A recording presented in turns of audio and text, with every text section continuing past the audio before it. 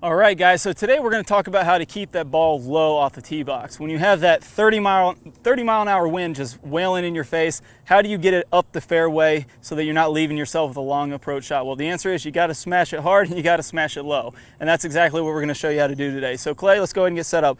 We're going to make some minor changes to the setup and to the swing so that we can keep this ball low and actually create a little bit less spin. We'll get to that here in a sec. First thing we're going to do is back the ball up in our stance a little bit more towards the middle of the stance than normal. This is going to help us get more on top of the ball and promote more of a descending blow on the ball, which is going to help us keep the ball lower. Okay, now the second thing we're going to do is we're going to narrow the stance up a little bit. So Clay, let's go ahead and narrow the stance.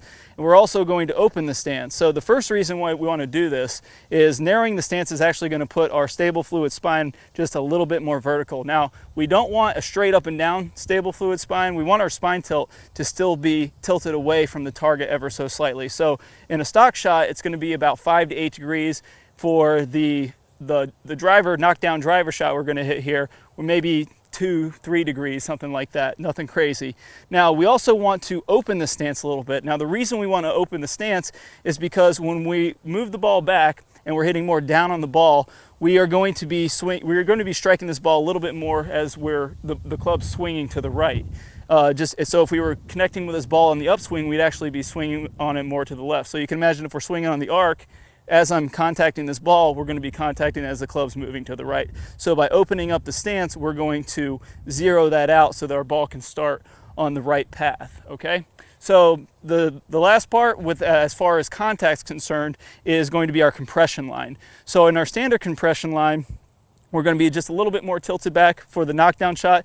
Again, just like the stable fluid spine, a little bit more vertical, but not straight up and down. We're gonna have that little bit of tilt between the ankle, hip, and shoulder.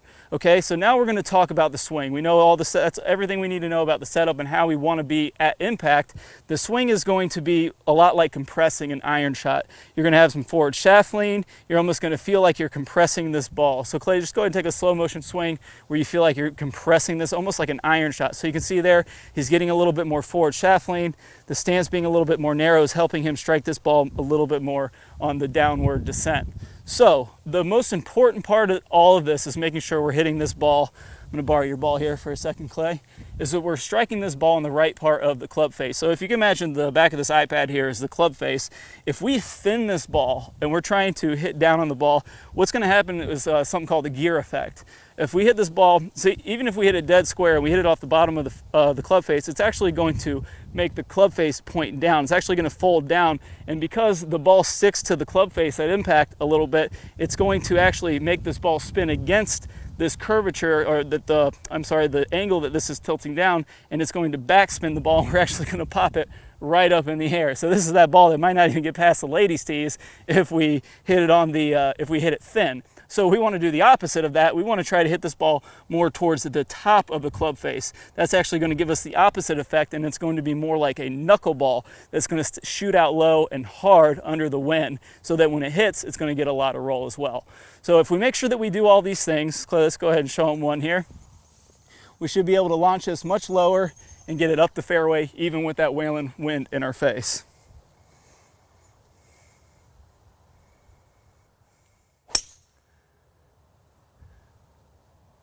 All right, so if we check out those numbers right there, we can see much lower launch angle, 3.8 at about half the height, 55.5 feet.